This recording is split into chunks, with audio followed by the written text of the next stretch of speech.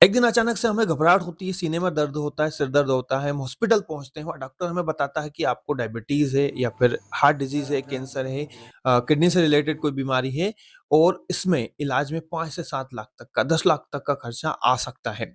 ऐसे में हम घबरा जाते हैं क्योंकि अभी तो हमने सेविंग ही नहीं की थी, अभी तो हमने कमाना स्टार्ट किया था, कोई हेल्थ इंश्योरेंस नहीं, कोई टर्म प्लान नहीं, कुछ भी हमारे पास नहीं है, कोई इमरजेंसी फंड नहीं है जिससे हम इस बीमारी का इलाज करा सकें।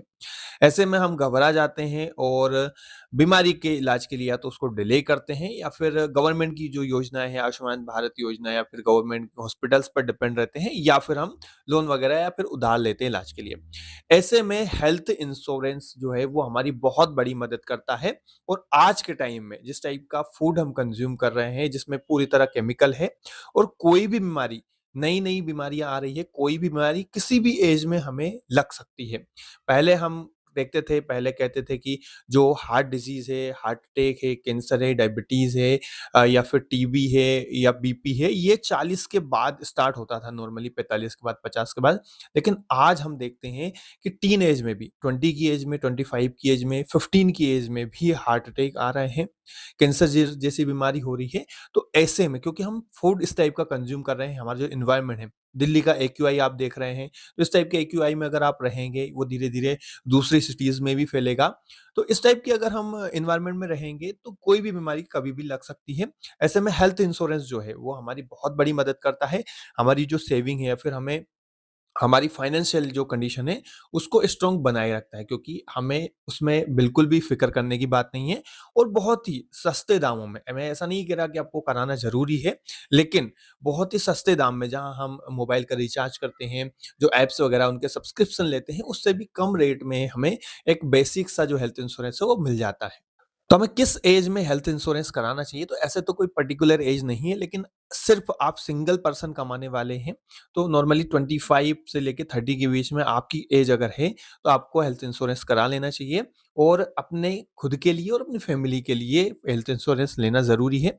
अलग-अलग टाइप के प्लान हैं, जिसमें इंडिविजुअल प्लान रहता है, फैमिली प्लान रहता है। तो अगर आप हेल्थ कॉन्शियस हैं, तो आपको फैमिली के लिए हेल्थ इंश्योरेंस ज़रूर लेना चाहिए, आप सिंगल के लिए तो लेंगे नहीं।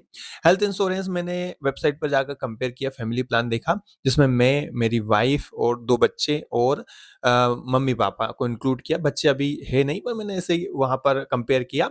तो वहाँ पर देखा उसमें एक 11,000 का एक बेसिक सा प्लान है, जिसमें कुछ बेनिफिट्स हैं, जिसमें आपको 3 लाख या 4 लाख तक का कवर मिलेगा साल का पर पर्सन। इसके अलावा उसमें जो बेनिफिट्स आपको भी देखना है कि क्या-क्या बेनिफिट्स मिलेंगे।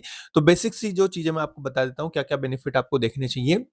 कम से कम 5 लाख तक का आपको जो क्लेम है, वो उसमें रहना चाहिए। किसी पर्टिकुलर बीमारी के लिए कोई लिमिट नहीं रहनी चाहिए कि कैंसर के इलाज के लिए या फिर हार्ट डिसीज़ के लिए 2 लाख तक की लिमिट है पर पर्सन, ऐसा कुछ नहीं रहना चाहिए। प्री हॉस्पिटलाइजेशन और पोस्ट हॉस्पिटलाइजेशन का उसमें कवर इंक्लूड रहना चाहिए। प्री हॉस्पिटलाइजेशन का 30 डे का और 30 टू 60 डे का पोस्ट हॉस्पिटलाइजेशन, क्योंकि आपको डायरेक्टली तो बीमारी के बारे में पता नहीं चलेगा। आप ट्रीटमेंट वहाँ डॉक्टर को दिखाएँगे, जो भी जाँच वगैरह होगी उसके बाद पता चलेगा, फिर आप हॉस्पिटल में एडमिट होंगे। तो वो जो 30 दिन का पीरियड है, वो भी उसमें इंक्लूड रहना चाहिए। बाद का भी इंक्लूड रहना चाहिए, रूम रेंट वगैरह जो है वो उसमें इंक्लूड रहना चाहिए। इसके अलावा आपके आस-पास की जो सिटी है, एक बड़ी सिटी है, मेट्रो सिटी अगर हम देखें, तो वहाँ के जो अच्छे हॉस्पिटल्स हैं, जिनमें सारी सुविधाएँ मिल जाती हैं, अच्छे डॉक्टर्स रहते हैं, वो हॉस्पिटल उसमें कैशलेस में इंक्लूड होने चाहिए। यानी कि जैसे मैंने भोपाल का देखा, तो भोपाल के 69 हॉस्पिटल इस वाले प्लान में इंक्लूड थे। और अच्छे हॉस्पिटल इंक्लूड थे। तो ये कह सकते हैं कि 11,000 वाला जो प्लान है, मतलब ₹1,000 महीने के लगभग हम मान सकते हैं। 6 मेंबर के लिए यानी ₹200 पर पर्सन आएगा, तो कोई बहुत ज़्यादा नहीं है।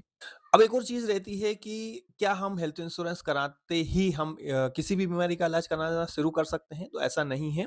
उसमें कुछ वेटिंग पीरियड रहते हैं। पता चले कि आपको कोई गंभीर बीमारी है और आपने हेल्थ इंश्योरेंस करा लिया और कल से उसका इलाज कराना स्टार्ट कर दिया, ऐसा कुछ नहीं होता है। 3 वेटिंग पीरियड रहते हैं। फर्स्ट वेटिंग पीरियड है 30 डे का वेटिंग पीरियड, जिसमें सिर्फ़ एक्सटेंड कवर होगा, यानी कि पहले 30 दिन में अगर एक्सटेंड आपका हो जाता है, वो उसमें कवर होगा। उसके बाद में जो नॉर्मल बीमारी जैसे फ़ीवर हो गया, मलेरिया हो गया, टाइफाइड हो गया, जो इनिशियल डेवलप होती है। आप बीमार हुए, आपको बुखार चढ़ा, टाइफाइड बनी, वो उसमें कवर होगा हॉस्पिटलाइजेशन में। दूसरा जो वेटिंग पीरियड है वो स्पेशल डिजीज़ का रहता है 24 मंथ का। उसमें आपका जैसे नी रिप्लेसमेंट हो गया, हर्निया का ऑपरेशन हो गया, आँखों का ऑपरेशन हो गया, जो स्लोली जो बीमारी डेवलप होती है, उनके लिए रहता है ये। यानी 24 महीने बाद आप उनका इलाज करा सकते हैं। तीसरा जो रहता है वो गंभीर बीमारियों के लिए रहता है 3 ईयर का वेटिंग पीरियड, जैसे कैंसर हो गया, डायबिटीज़ हो गया, इसके अलावा किडनी से रिलेटेड कोई बीमारी हो गई या फिर बीपी वगैरह हो गया, ये जो चीज़ें हैं इनके लिए आपका 3 साल का वेटिंग पीरियड रहेगा। तो ये आपके लिए ये सभी जो पॉलिसी है उनमें सभी पॉलिसी में रहता है। कोई पॉलिसी मैं इस टाइप से रिकमेंड नहीं कर रहा हूँ, बहुत सारी कंपनीज़ है जिसमें कोई भी आप किसी भी कंपनी का अगर वेबसाइट पर जाकर चेक करेंगे, गूगल पर जाकर चेक करेंगे तो आपको कंपेयर करना है। ये चीज़ें आपको ज़रूर देखनी और भी बेसिक चीज़ें रहती हैं जिनको आपको अच्छे से टर्म्स एंड कंडीशन को वहाँ पर देखना है कि आप 1 साल का प्लान ले रहे हो उसमें कितना चार्ज है, 3 साल के प्लान में क्या चार्ज है, ये सारी चीज़ें आपको देखनी है। अगर आपको ये वीडियो अच्छा लगा है, वीडियो को लाइक ज़रूर करें, अपने दोस्तों, रिश्तेदारों तक शेयर करें। चैनल को सब्सक्राइब कर लें अगर पहली बार चैनल पर आए हैं तो इस टाइप के वीडियोज़ आपको मिलते रहेंगे। Thank you.